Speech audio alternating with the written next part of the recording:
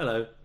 So, it can't really have escaped your attention that jazz is today taught with a lot of sort of numbers and systems and patterns and things, and is often presented like a branch of engineering.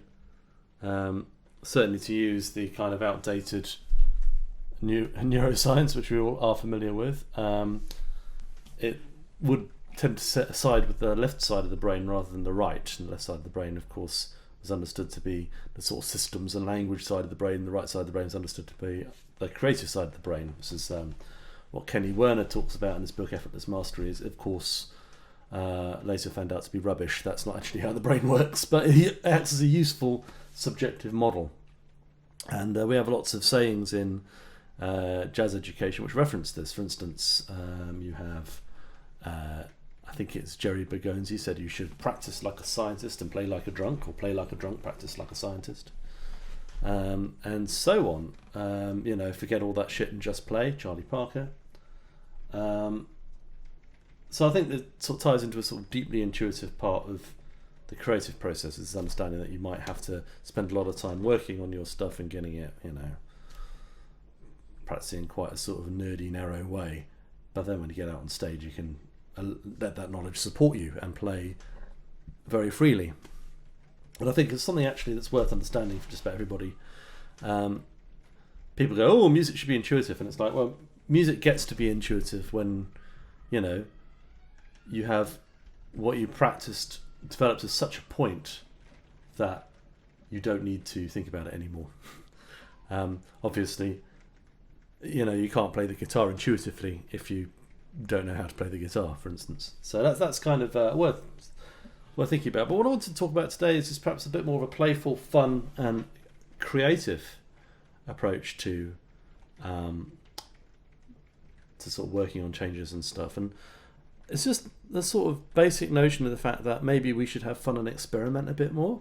And I think whenever I do this, I'm always surprised by how much stuff I can get away with, or how good things sound. And we all have a lot of kind of prohibitions in jazz theory. For instance, you shouldn't really play the major seventh on a dominant chord, but perhaps I can come up with a voice leading combination that'll make that sound good. This thing, right? I reckon if I played that on a gig, you wouldn't notice. Okay? I mean, this one's slightly spikier. But it still works musically, right? So that's one thing. It's just like, oh, do the wrong thing, And the wrong thing can turn out to be actually, in fact, the right thing in certain circumstances. Because there is no such thing as wrong or right in music. There's only effects. And some of the effects you might like and some of them you might not like. And having control over them is where the music theory side of it gets involved. So here's a simple idea. Experimental, really. I'm going to go back to rhythm changes and play a rhythm backing track. And over the top of it, I'm going to play the A section of a different song. So I'm going to start off with Honeysuckle Rose. Honeysuckle Rose in B flat, which is just B, C minor, F7, C minor, F7, C minor, F7, B flat, and it goes to E flat 7, B flat again. I'm going to do that over a standard rhythm changes backing track. Here we go.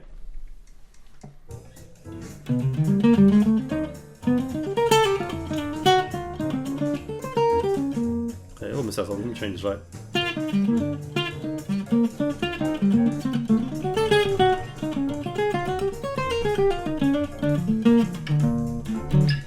Bridge is normal.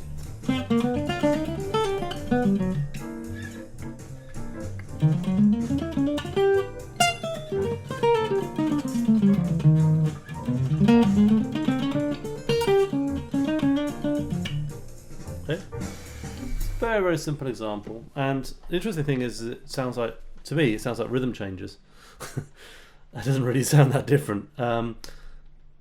Let's try, in the original key, let's try playing rhythm changes in F over, I've not tried this before, it might sound awful, over rhythm changes. So Honeysuckle Rose in F over rhythm changes in B flat.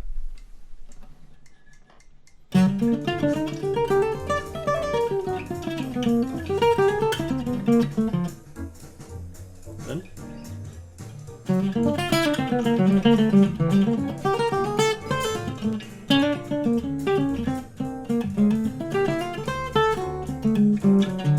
in the right key.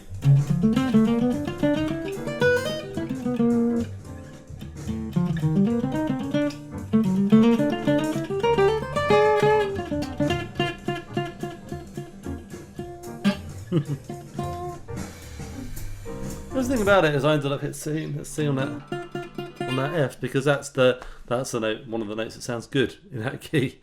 But you know, perhaps I think it sounds less good than playing in the right key, but it might be an interesting effect for a minute. And a lot of this might be like sort of stating back and having listened to it again and seeing whether you like it or not. Okay, and then, you know, if you do like it, there's elements you like about it, then employing that as a technique.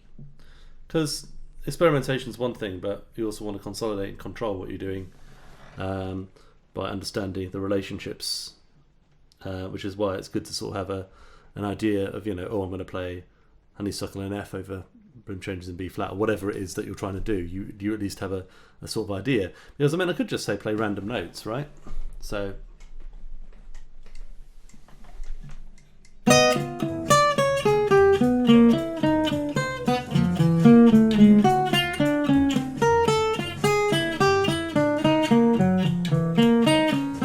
Well, that's kind of fun, but it's like, do I necessarily want that sound? Maybe for a little moment, I do. So.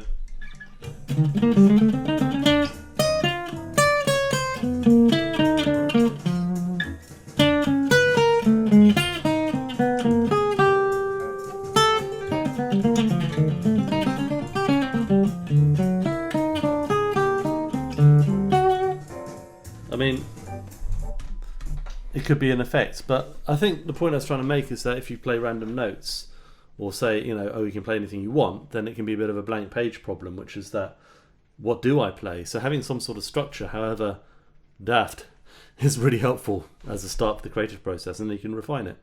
So what I'm doing, in actual fact, isn't that daft. It's not that strange.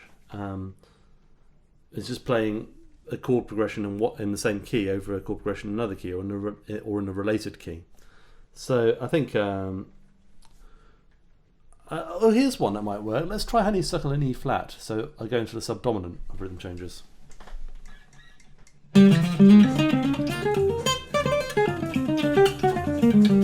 See, that works better, right? Because the E flat chord is in rhythm changes. Probably.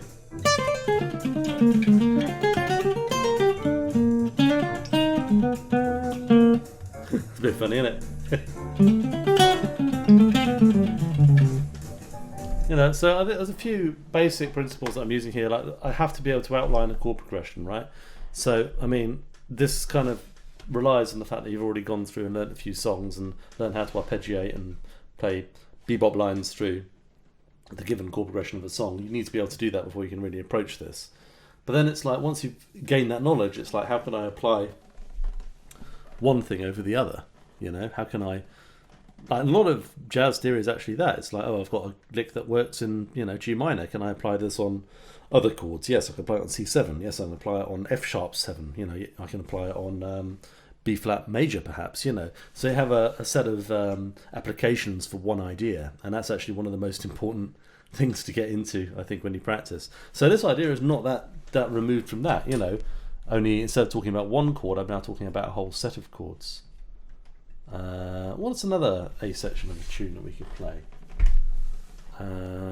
What about the last 8 of Stella by Starlight? So this is a series of minor 2 5s. It was E minor 2, E minor 7 flat 5 to A7, D minor 7 flat 5 to G7, and then C minor 7 flat 5 to F7. Let's try this.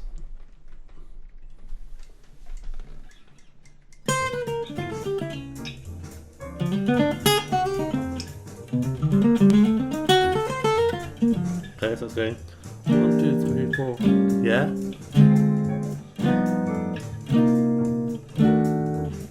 Okay, one to the bridge now.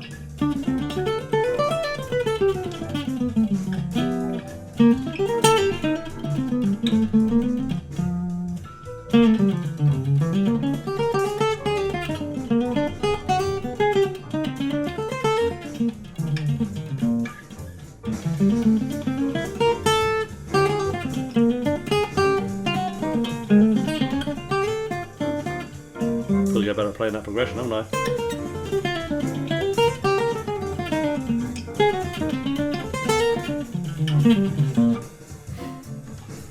Okay, all right. Tried that. So I think that sounded quite good, actually. Again, if I have trouble not hearing it as rhythm changes. Okay. Here's another one. Let's do a slow turnaround. So sort of like the sort of thing you get in. Have You Met Miss Jones, for instance? 2, 3, 4. 1, 2, 3, 4. 1, 2, 3, 4. 1, 2, 3, 4. So that's the whole A section. Goes 1, 6, 2, 5, 3, 6, 2, 5, basically. So forget that.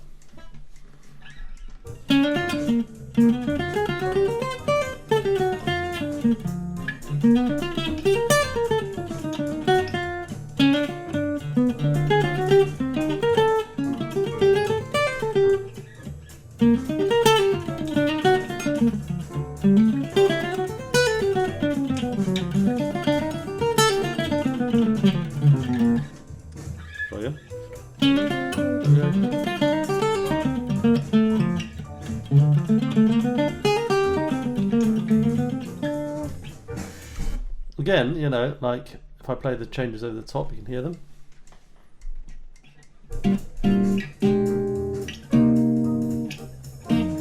Sorry.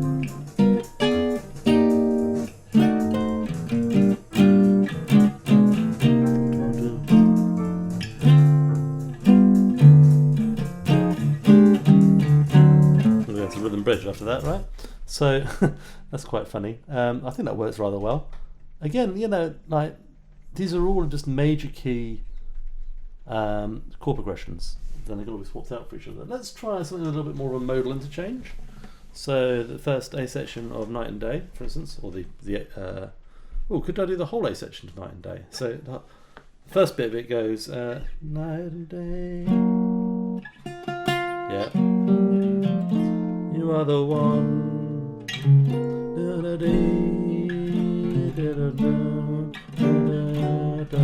Okay, yeah.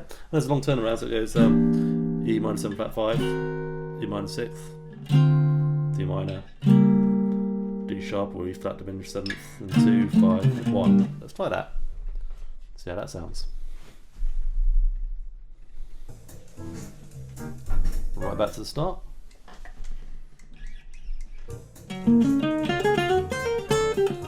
Oh, sorry. Okay.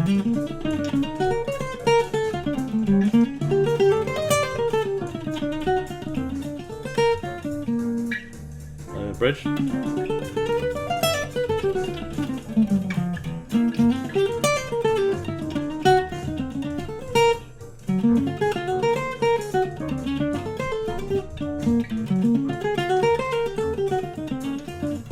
really going to play that progression, right? Let me try that again. So the whole A section Night and Day is 16 bars, so it covers the whole first 2 A sections of Olio.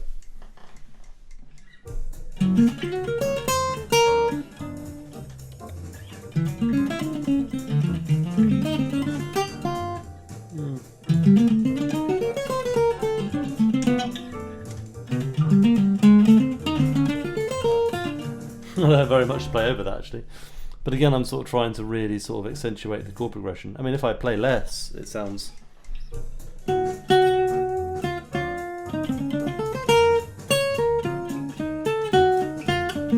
Okay.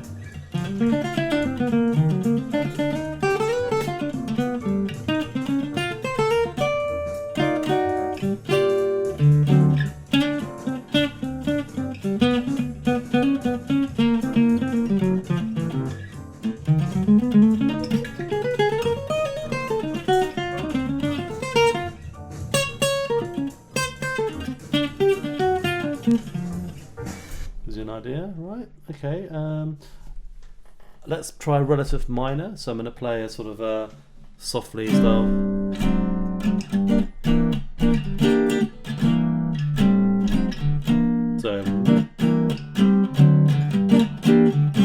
So 1, 6, 2, 5, but in a minor key. Repeats it 4 times. In G minor, relative minor of B flat. Let's try that.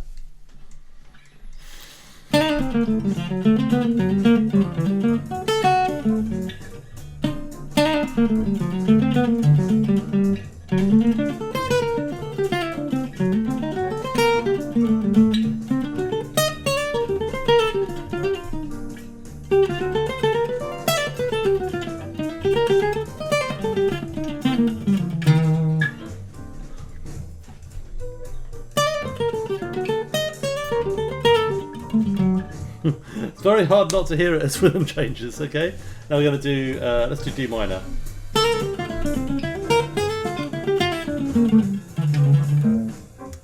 Okay.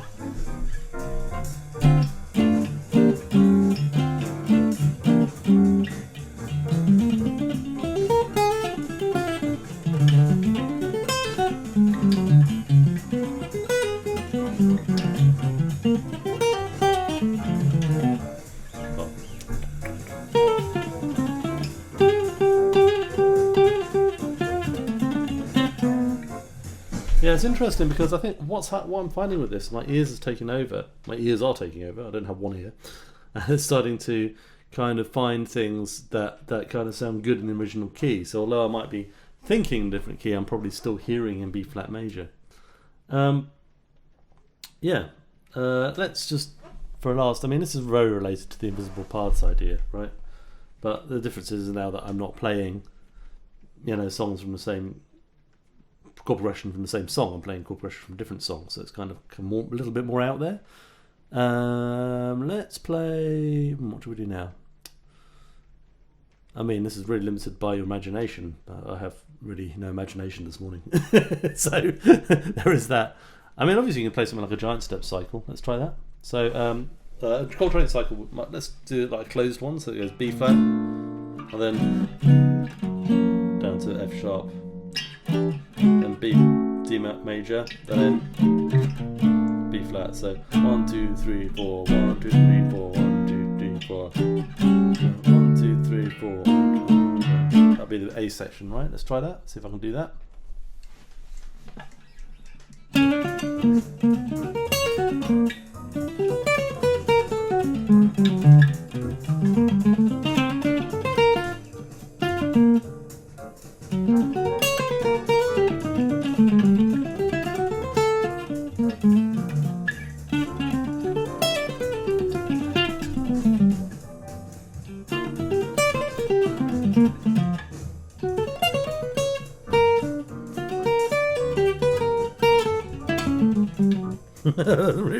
The last one could get it right.